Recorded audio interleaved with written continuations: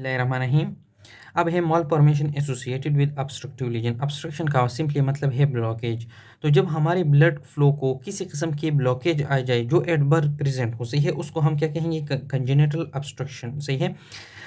अब ये कहाँ पर हो सकता है? ये हमारे हार्ट के वॉल्स में भी हो सकता है या हमारे जो ग्रेट वेसल्स होते हैं उसके अंदर भी हो सकता है। है ये ऑब्स्ट्रक्शन जो होता है ये क्लोज टू द वॉल्स भी हो सकते हैं, यानी वॉल्स से जस्ट पहले भी हो सकते हैं। जिस तरह टेट्रोलॉजी ऑफ पेलेट में सब पल्मोनिक स्टेनोसिस होते हैं, सही है।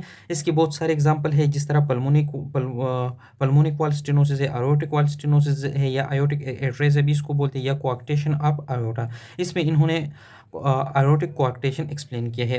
अब कोआक्टेशन का सिंपली मतलब होता है नेर्विंग या कंस्ट्रक्शन। जब हमारा आयोटा जो होता है वो एबनॉर्मली कंस्ट्रक्ट हो किसी जगह पर, जिसकी वजह से ब्लड फ्लो को दिक्कत हो, उसको हम क्या कहेंगे? कोआक्टेशन ऑफ आयोटा कहेंगे, जो यहाँ पर इन दोनों में एक्सप्लेन किया है, सही है। फिर क्या कहते हैं कि जो फीमेल्स होते हैं उनमें टर्नर सिंड्रोम की चांसेस जो होते हैं कम होते हैं, जबकि मेल्स में जो होते हैं टर्नर सिंड्रोम की चांसेस डबल होते हैं। लेकिन ऐसे फीमेल जिनको टर्नर सिंड्रोम होता है उनमें जो होता है फ्रिक्वेंटली कोआक्टेशन ऑफ आयोटा होते हैं, यानी कि कोआक्टेशन ऑफ आयोटा उनमें फिर कॉमन होते हैं, ज़्यादा होते हैं। फिर कहते हैं कि इसके दो टाइप्स है। एक को कहते हैं इन्फेंटाइल यानी कि चाइल्डहुड का टाइप, जिसको प्रीडक्टल कोआक्टेशन ऑफ आयोटा भी कहते हैं। इसमें क्या होता है कि जो हाइपोप्लेसिया ऑफ आयोटिक आर्च होते हैं या आयोटिक आर्च के अंडर डेवलपमेंट होते हैं, ये पेटर्न ऑफ डक्टस आर्टेरोसिस से जस्ट पहले होता है, सही है। यहाँ पर पेटर्न ऑफ डक्टस आर्टेरोसिस होते हैं जब हमारा जो डक्टस आर्टेरोसिस होते हैं जब वो क्लोज नहीं होता, सही है।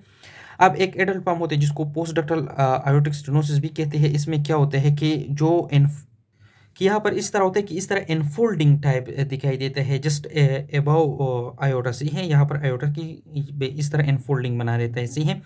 और ये लिगामेंटम आर्टेरोजम की जस्ट क्लोज होता है, यहाँ पर आप लोग देख सकते हैं। यहाँ पर लिगामेंटम आर्टेरोजम जो होते हैं वो डक्टस आर्टेरोसिस ने बनाया हुआ है, सही है।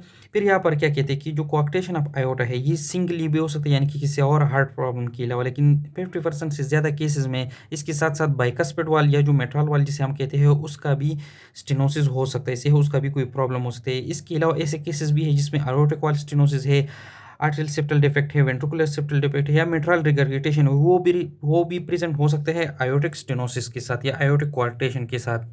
अब आगे फिर इसकी मॉर्फोलॉजी इस ब्लॉक में डिस्कस करते हैं, लेकिन यहाँ पर हमें हमारे लिए डायग्राम का पढ़ना ज़रूर होता है मॉर्फोलॉजी पर।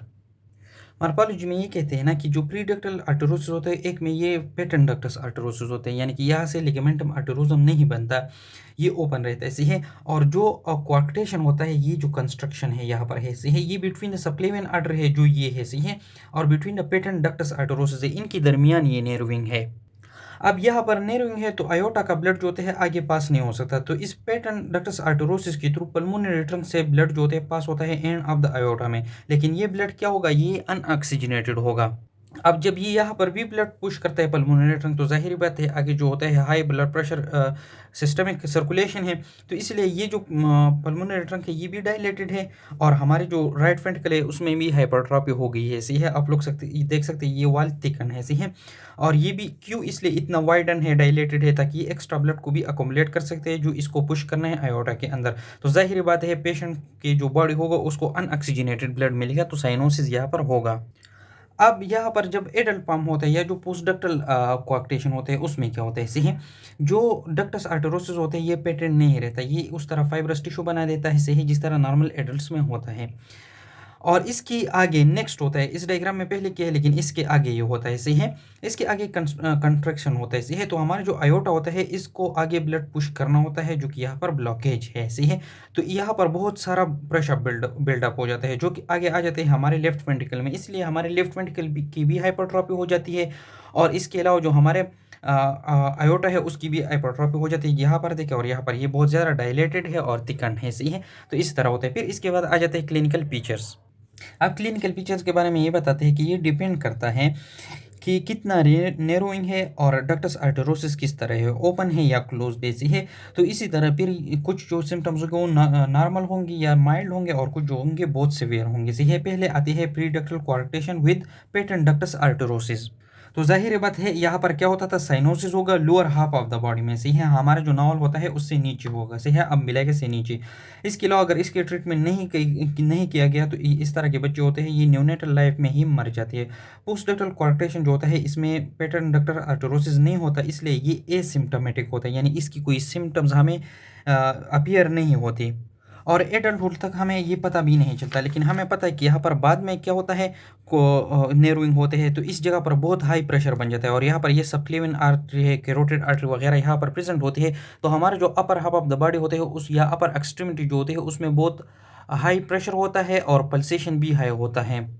लेकिन यहाँ पर जो लोअर बॉडी है उसको ज़्यादा ब्लड नहीं मिलता, इसलिए हमारे जो लोअर बॉडी होते हैं उसमें ब्लड प्रेशर और पल्सेशन जो होते हैं वो बहुत कम होता है, वीक होता है। और इस बंदी को लोअर बॉडी में क्या होता है, कोल्डनेस फील होता है और क्लैडिकेशन होता है। क्लैडिकेशन का सिंपली मतलब ये कि जब ये काम करता है तो इसको पेन फील होता है मसल्स में, और जब ये काम नहीं करता तो वो पेन जो होते हैं ख़त्म हो जाता है।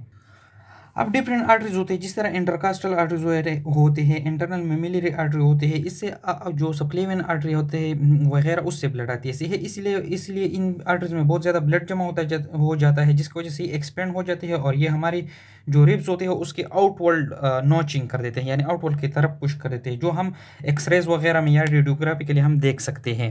अब ये जो होता है ये पाल्पेबल भी होता है और हम इसको अस्कल्टेशन के थ्रू यानी स्टिच के थ्रू हम इसकी सिस्टोलिक मरमर भी सुन सकते हैं।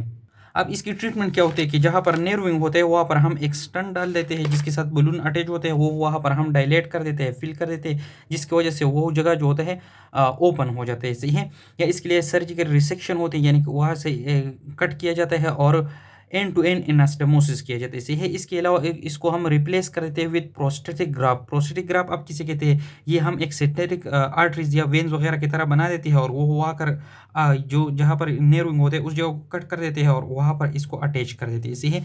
फिर आ जाते हैं कंजेनिटल हार्ट डिजीज़ की समरी। समरी में क्या कहते हैं कि जो कंजेनिटल हार्ट डिजीज होते हैं ये हमारे हार्ट की चेंबर्स में भी हो सकते हैं और बड़े बड़े विसल्स में भी हो सकती है।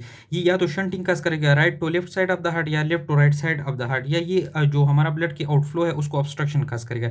इसकी जो सिम्टम्स होती है ये एसिम्टोमेटिक यानी कि no symptoms to rapidly fatal यानी कि बहुत सीवियर सिम्टम्स तक रेंज करती है, इसी है।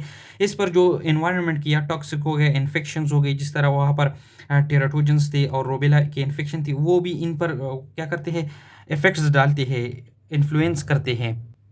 अब आगे क्या करते हैं कि इस तरह माल फॉर्मेशन जो लेफ्ट टू राइट शंटिंग करते हैं वो कौन कौन से है, आर्टेरियल सेप्टल डिफेक्ट है, वेंट्रिकल सेप्टल डिफेक्ट है, पेटेंट डक्टस आर्टेरोसिस है।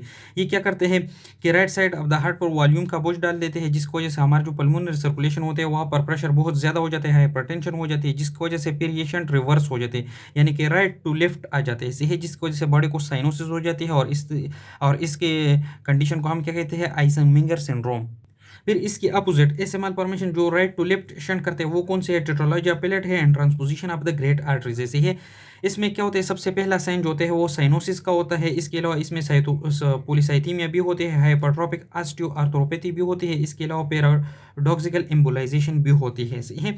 अब आ जाते हैं लास्ट पर ऑब्स्ट्रक्टिव लीजन पे। इसमें आयोटिक क्वार्टेशन सबसे कॉमन था जो ऑलरेडी हमने यहाँ पर पढ़ा, और ये कितना नेरोइंग है उस पर डिपेंड करता है, फिर उसकी सिम्टम्स जो होते हैं इस तरह रेंज करते हैं, सही है। इसमें कभी कभार जो थे पेटेंट डक्टस आर्टेरोसिस ओपन रहता है, जिस तरह प्री डक्टल क्वार्टेशन में होता था, और कुछ कंडीशन में जो होता है ये नॉर्मल रहता है पेटेंट डक्टस आर्टेरोसिस, जिस तरह पोस्ट डक्टल क्वार्टेशन में होता था। अल्लाह हाफिज़।